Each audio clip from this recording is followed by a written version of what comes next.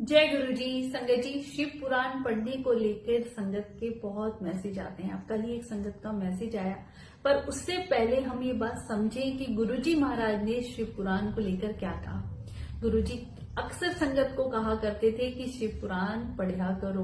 गुरु जी कहते रोज शिव पुराण पढ़ा करो, तुम्हें मैं ये कलयुग का उपाय देता हूँ। 3 बारी पढ़ोगे तो तुहानू समझ नहीं आएगी, पर जब तुम चौथी बार पढ़ोगे तो तुहानू उसका मजा आने लगेगा, मतलब समझ आने लगेगी। संगत जी, गुरु जी महाराज कलयुग में हमारे कर्म कटवाने के लिए, हमारे पाप खत्म करने के लिए कितना सरल उपाय हमें बता के गए हैं, तो हमें शिव पुराण पढ़नी चाहिए।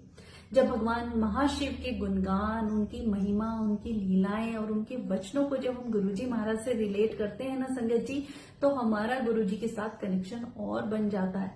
और बनेगा भी क्यों नहीं संगत जी, क्योंकि भगवान शिव ही तो हमें गुरुजी के रूप में मिले हैं। अब संगत के मन में तरह तरह के सवाल होते हैं कि शिव पुराण को पढ़ने का क्या नियम है, या हमें कितना पढ़ना है, कब पढ़ना है। संगत जी, इस चीज को लेके कोई नियम नहीं है, कोई वहम नहीं है। हाँ, हम खुद ही समझे कि जब कोई धार्मिक ग्रंथ हम पढ़ते हैं तो हमें पूरी शुद्धता के साथ पढ़ना चाहिए, पर कितना पढ़ना है, कब पढ़ना है, इस चीज को लेके कोई वहम ना रखें। जब भी आपको टाइम मिले, चाहे आप रोज एक अध्याय ना पढ़ें, एक पेज ही पढ़ लें, पर जिस वक्त भी पढ़ें सच्चे मन से पढ़ें।